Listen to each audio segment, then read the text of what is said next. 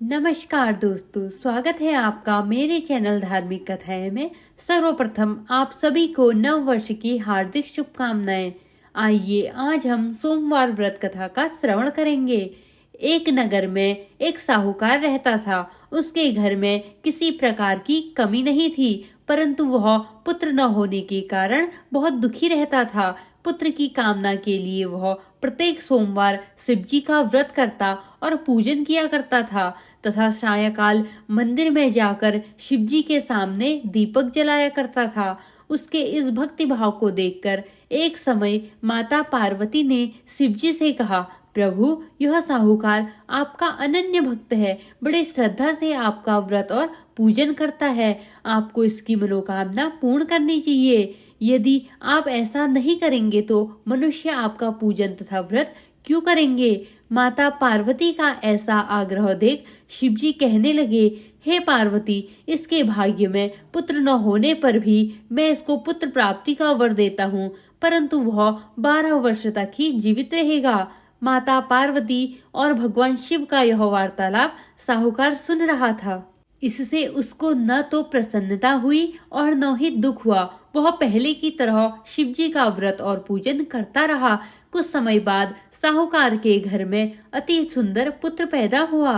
साहूकार के घर में बहुत खुशी मनाई गई। साहूकार असलियत जानता था, इसलिए उसने न तो अधिक प्रसन्नता प्रकट की और न ही किसी को यह भेद बताया। वह बालक जब 11 वर्ष का हो गया तो उसकी माता ने साहूकार से उसका विवाह करने के लिए कहा। साहूकार इसके लिए राजी नहीं हुआ।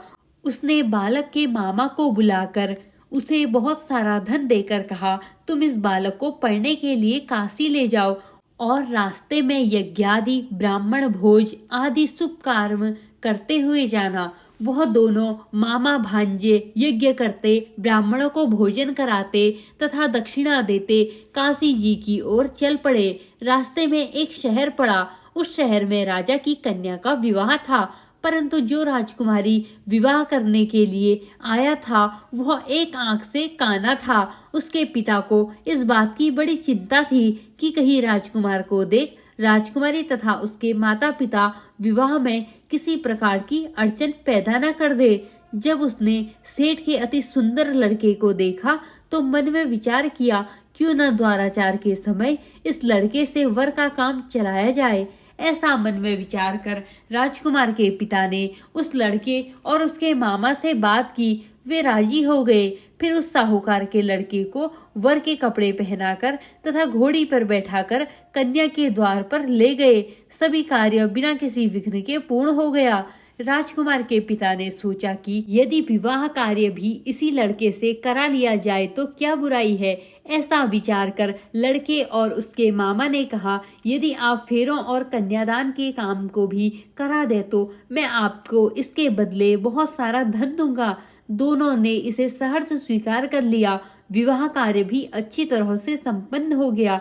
सेठ का पुत्र जिस समय जाने लगा तो उसने राजकुमारी की चुनरी के पल्ले पर लिख दिया, तेरा विवाह मेरे साथ हुआ है, परंतु जिस राजकुमार के साथ तुमको भेजेंगे वह एक आंख से काना है। मैं तो काशी जी पढ़ने जा रहा हूँ। सेठ के लड़के के जाने के पश्चात राजकुमारी ने जब अपनी चुन्नी पर ऐसा लिखा हुआ पाया तो उसने अपने पिता को सारी बात बताने के बाद कान्हे राजकुमार के साथ जाने से मना कर दिया। राजकुमारी के पिता माता ने अपनी कन्या को विदा नहीं किया और बारात वापस चली गई। उधर सेठ का लड़का और उसका मामा काशी जी पहुंच गए। वहां जाकर उन्होंने यज्ञ करना और लड़के ने पढ़ना शुरू कर दिया। जब लड़के की आयु 12 साल की हो गई, उस दिन उन्होंने यज्ञ रच रखा था। लड़के ने अपने मामा से कहा, मामा जी, आज तो मेरी तबीयत ठीक नहीं है।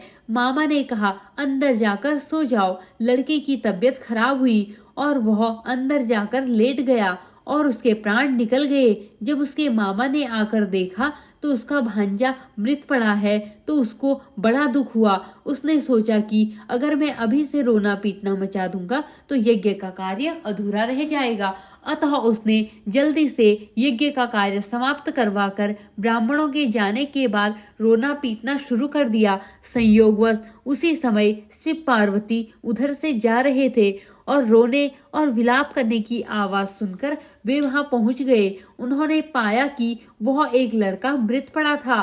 माता पार्वती कहने लगी, महाराज, यह तो उसी सेठ का लड़का है जो आपके वरदान से उत्पन्न हुआ था। शिवजी ने कहा, हे पार्वती, इसकी आयु इतनी ही थी। तब पार्वती जी ने कहा, हे प्रभु, इस बालक को और आयु दे दो, नहीं तो इसके माता पिता तड़प तड़प कर मर जाएंगे। माता पार्वती के बार बार आग्रह करने पर शिवजी ने उनको जीवन का वरदान दिया। शिवजी की कृपा से वह लड़का जीवित हो गया। शिवजी और माता पार्वती कैलाश पर्वत को चले गए। शिक्षा पूर्ण होने पर वह लड़का और उसका मामा उसी प्रकार यज्ञादि शुभ कर्म करते हुए अपने घर की ओर चल पड़े।